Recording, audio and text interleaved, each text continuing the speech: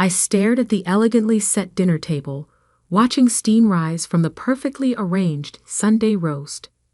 The familiar scent of rosemary and thyme filled our family's dining room, but tonight something felt different, heavier, like the air itself was holding its breath. "Emily, pass the potatoes," my father said without looking at me. His voice carried that stern edge I'd grown familiar with over the past few months. The one that suggested I was barely worth acknowledging. I was 32, single, and according to my family, the disappointment of our prestigious Williams lineage. What they didn't know was that I'd spent the last 6 years quietly building something they couldn't begin to understand. "Did you hear about Marcus?" my mother asked, her perfectly manicured hands gesturing toward my younger brother. "He just made junior partner at his law firm, youngest in the company's history." Marcus smirked from across the table. At 29, he'd always been the golden child, the one who followed the expected path: law school, prestigious firm, country club membership, everything our parents had mapped out. "That's wonderful," I said softly, taking a small bite of roast beef. I could feel their eyes on me, waiting for signs of jealousy or resentment. I gave them neither. "Speaking of success," my father began, placing his fork down with deliberate slowness, "we need to discuss the house situation." My stomach tightened. I'd been waiting for this moment. 6 years ago, when I left my corporate job to start my own real estate investment company, they'd laughed, called it a phase, said I'd come crawling back when reality hit. Instead, I'd worked in silence, building a portfolio that now included 12 properties across 3 states. But they didn't know that. They thought I was barely surviving, living in the old family home out of their generosity. The same home my grandmother had left to me in her will, much to everyone's shock. "Emily," my father continued, his voice growing harder, "your mother and I have decided it's time for a change. Marcus needs a proper family home now that he's making partner. Somewhere to start his own family." I took another small bite, chewing slowly. "I see. Don't act dense," Marcus cut in. "You've been living there rent-free for years. It's time someone responsible took over. Someone with a real career." My mother nodded in agreement. "We've already spoken to the family lawyer. The house should have gone to your father anyway. Your grandmother wasn't thinking clearly when she made that will." The insult to my grandmother's memory stung more than their dismissal of me. She'd been the only one who saw me clearly, who understood why I spent weekends studying real estate markets instead of attending society functions. "So," my father said, reaching into his jacket pocket and pulling out a document, "we need you to sign this. It transfers ownership back to the family trust, where it belongs." I glanced at the paper but didn't reach for it. "And if I don't?" Marcus laughed sharply. "Come on, Em. You can barely afford groceries. How long do you think you can keep up the property taxes? The maintenance? The mortgage payments?" If they'd bothered to check, they'd have known the mortgage was paid off 3 years ago. By me. But they never checked. Never asked. Never saw past their own assumptions. "We're being generous," my mother added. "We'll give you 3 months to find a new place. Maybe that little apartment complex on the east side. The one where your cleaning lady lives." The contempt in her voice made my teaspoon clink against china as I set it down. They'd never approved of Maria, who'd not only cleaned our family home for 20 years, but had become my first business partner, helping me identify undervalued properties in up-and-coming neighborhoods. "The house belongs to me," I said quietly, "legally and morally." My father's face darkened. Then you leave us no choice. He stood up, his imposing frame casting a shadow across the table. Leave your keys and get out. This house belongs to the family now. We'll handle this through our lawyers. I looked at each of them in turn. My father, rigid with authority he'd assumed was absolute. My mother, lips pursed in disapproval she'd perfected over years. Marcus, practically glowing with anticipated victory. Slowly, deliberately, I reached into my purse and pulled out my house keys. The same keys my grandmother had handed me on her deathbed, along with a whispered piece of advice. Sometimes silence is the best strategy. I placed them on the table with a soft clink. Thank you for dinner, I said, standing up. And for making this easier than I expected. Easier? Marcus scoffed. You're being kicked out. I smiled faintly. We'll see. As I walked to the door, my father called out, Don't bother trying to fight this, Emily. You can't afford the legal fees, and no bank will help you.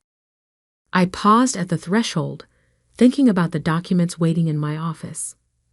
About the carefully orchestrated plan I'd set in motion the moment I heard whispers of their scheme 3 months ago. Good night, I said softly, and closed the door behind me. In my car, I pulled out my phone and sent a single text to my lawyer. It's time. Execute tomorrow morning. Then I drove home, my home, and prepared for what would happen when the mortgage company called them at 9 a.m. sharp with news that would shatter their carefully constructed reality. Because while they'd been busy underestimating me, I'd been busy building an empire. And tomorrow, they'd learn exactly what their disappointment of a daughter had become.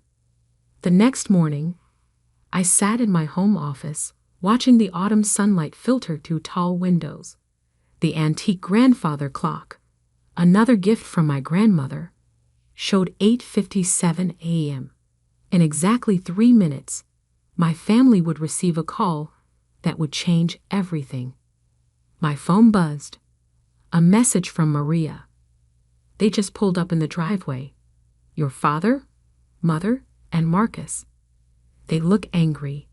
I smiled, remembering the conversation I'd had with Highland Mortgage Corporation last week. The timing couldn't have been more perfect. At precisely 9:00 a.m., I heard the doorbell ring. Then aggressive knocking. Emily, my father's voice boomed through the door. Open up immediately. I pressed the intercom button. I'm in a meeting. Please wait in the parlor. Maria will let you in.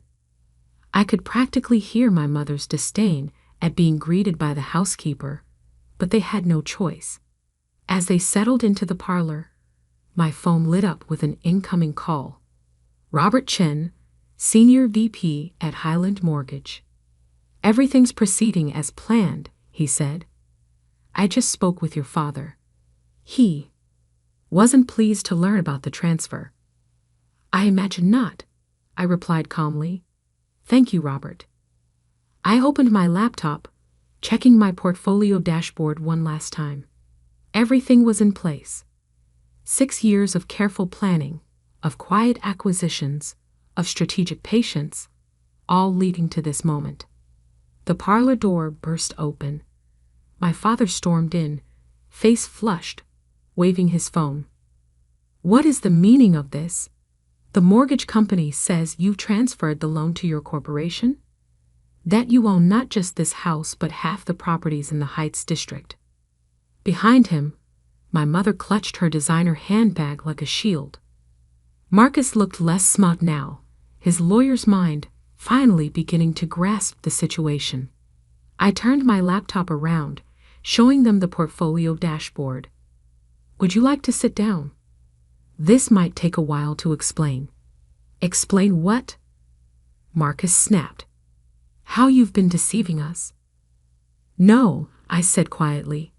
How you've been deceiving yourselves. I pulled up the first document, the original deed to our family home. When grandmother left me this house, you all assumed I couldn't handle it, that I'd fail. What you didn't know was that she also left me her real estate investment guidelines, her strategies, her vision. My mother sank into a leather armchair, her composure cracking. But you've been struggling. Working from home. No office, no employees. I clicked to the next screen.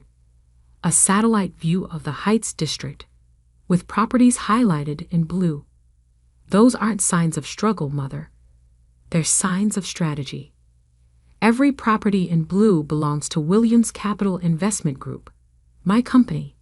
Impossible, my father whispered. That's nearly 40 properties. 47, I corrected, including the building where Marcus's law firm rents their top-floor office space. I bought it through a subsidiary last year. Your rent helps fund my new acquisitions. Marcus collapsed into a chair, his face pale. The merger meeting room, the one they suddenly renovated last month. My building manager mentioned you liked the changes, I said with a small smile. I'm glad. I chose the design myself. My father's hands were shaking now.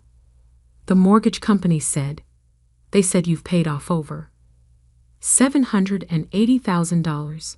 I finished for him. Yes, 3 years ago. The house has been fully owned by my corporation since then. I just let you all believe otherwise because, well, it was simpler that way. But how? My mother demanded. Where did you get the capital?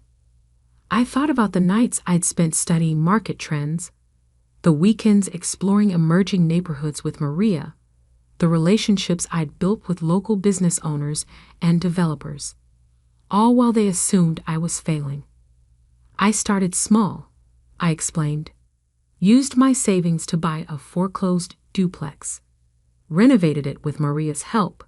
Yes, Mother, our housekeeper is actually my business partner and owns 15% of the company. We flipped that property for triple the investment, then leveraged it for larger purchases. I pulled up another document, my company's current valuation. The number made my mother gasp. She couldn't finish the sentence. More than the family trust, I supplied. Yes, significantly more. My father straightened his tie, his businessman instincts finally overriding his anger. Why tell us now? Why not sooner? Because you needed to show your true colors first, I said calmly. I wanted to see if you really try to take my home. The home grandmother trusted me with. And you did. I stood up, walking to the window that overlooked the garden where I'd first dreamed of building something of my own. Now we can discuss new terms. You can continue living in the family properties. Yes, I own those too, but with formal lease agreements. Market rate rent. Professional terms. You charge your own family rent, my mother asked incredulously. The same way you were ready to make me homeless. I turned back to face them. Yes, business is business, isn't it, Father? That's what you always taught us. Marcus stood up, straightening his expensive suit. The family lawyers will already know. I cut him off. I hired them last year when I acquired their building. They work for me now, too. The silence that followed was deafening. Years of assumptions, of dismissals, of quiet condescension, all shattered in a single morning. My father was the first to speak again. What do you want? Respect, I said simply. Not as your daughter. You've made your feelings clear on that front. But as a businesswoman who's built something substantial, something real. I handed each of them a folder containing new lease agreements for their respective properties. You have until Friday to sign. After that, we can discuss alternative arrangements. And if we refuse, Marcus challenged, though his voice lacked its usual confidence. I smiled, remembering my grandmother's words about silence and strategy. Then I'll have to give my other tenants first right of refusal on those properties. I believe your law firm's competitors have been quite interested in that top-floor office space. As they left my office, folders clutched in shaking hands, I heard my mother whisper to my father, "Did you know? All this time, did you have any idea?" "No," he replied, sounding older than I'd ever heard him. "We never really looked." I sat back down at my desk, letting out a long breath. Maria appeared with a cup of tea, her special blend that had gotten me through countless late nights of planning. "They finally see you," she said, placing the cup beside me. I nodded, thinking about the long journey from that first small duplex to now. "They see the power," I corrected. "They don't see me yet, but maybe now they'll start looking." My phone buzzed with messages from other property owners in the Heights, eager to discuss acquisitions. The empire I'd built quietly was about to become very visible. But first, I had a company to run, tenants to meet, and a grandmother's legacy to honor. The family drama could wait. After all, I had all the time in the world now, and all the power too. 1 month after the confrontation in my office, I stood at the window of my newly opened headquarters in downtown Chicago. The entire top floor of the Morrison Building, another recent acquisition, offered a panoramic view of the city I'd slowly been reshaping. My phone buzzed. A text from Marcus. "Can we talk? Alone?" In the weeks since the revelation, my family had processed things differently. Mother had taken to calling daily, oscillating between apologetic reminiscence and thinly veiled attempts to understand my sudden success. Father had retreated into stoic silence, signing the lease agreements without comment. But Marcus had been suspiciously quiet. "Come by the office at 2, I texted back. Sarah, my executive assistant, appeared at my door. "The Henderson Group is here for the merger discussion." I nodded, straightening my blazer. "Send them in." The meeting went smoothly. They'd been trying to acquire one of my smaller properties for months. Now they were selling their entire portfolio to me instead. Funny how quickly things change when people realize who really holds the power. At precisely 2 p.m., Marcus arrived. He looked different. Less polished, more human somehow. The swagger was gone. "Nice office," he said, glancing around. "Better than my firm's." "Your firm's lease is up for renewal next month," I replied, gesturing for him to sit. "We should discuss that too." He sank into the chair across from my desk. "That's partly why I'm here. They're making cuts. The merger fell through after the clients learned about the ownership changes." I studied him carefully. And I'm being let go," he admitted. "Apparently, having your landlord as an estranged sister isn't great for business." I leaned back, letting the information settle. "What do you want, Marcus?" He ran a hand through his hair, a nervous gesture I remembered from childhood. "Understanding, I guess. How did you do it? All of it? Right under our noses?" I thought about all the family dinners I'd sat through, listening to them praise his accomplishments while dismissing mine. All the hints I'd dropped that they'd ignored. "I learned from grandmother," I said finally. "Not just about real estate, but about patience. About letting people underestimate you while you build something undeniable. She always said you were different," he murmured. "Special, I just thought." "You thought she was being kind to the failing granddaughter," I finished. "Everyone did. That was useful." I opened my laptop, pulling up a document I'd prepared weeks ago, waiting for this moment. Your firm isn't failing because of our family drama, I told him. It's failing because their business model is outdated. Their client acquisition strategy is weak, and their market analysis is surface level at best. He blinked. How do you know all this? Because I've been studying them for years, just like I study every tenant, every competitor, every potential opportunity. I turned the laptop toward him. This is a preliminary analysis of where they're bleeding money and how to fix it. Why show me this? Because I'm offering you a job, I said simply. Not out of family obligation, but because you're smart when you're not blinded by ego. I need someone to head our legal department as we expand into new markets. The shock on his face was almost comical. You want me to work for you? With me, I corrected, as an equal partner in the legal side of the business. But understand something. This isn't about family. This is business. You'll earn your place, or you'll lose it, just like anyone else. He stared at the contract I placed before him. Does Father know about this offer? Father doesn't make my business decisions anymore, I replied. Neither does Mother, or anyone else. That's the first lesson you'll need to learn if you accept.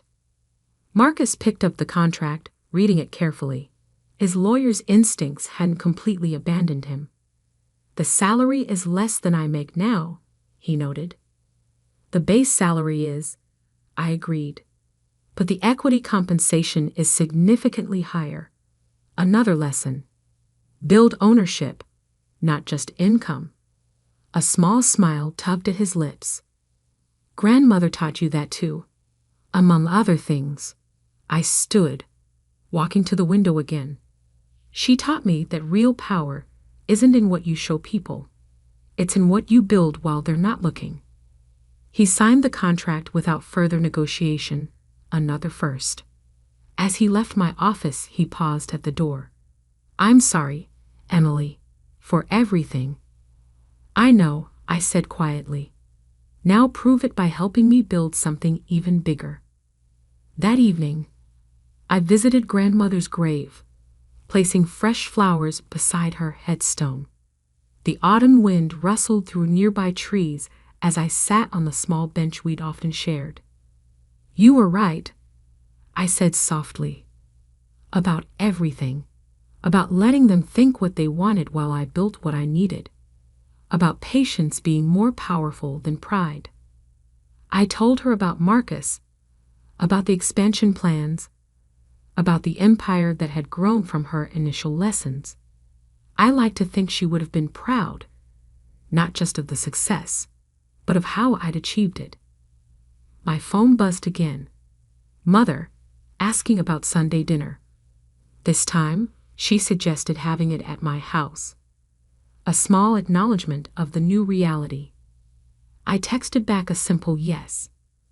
Let them come. Let them sit at my table, in my home, in my success. Let them finally see what had been there all along. A woman who turned their underestimation into an empire. Because sometimes the quietest person in the room is the one you should watch most carefully. Sometimes the child they dismiss becomes the force they can't ignore.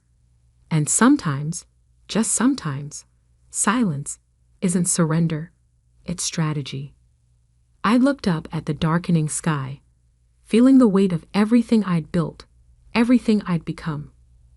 Thank you, grandmother, I whispered, for teaching me the power of being underestimated. Then I walked back to my car, ready to continue building, growing, leading. Not for them anymore. Never again for them.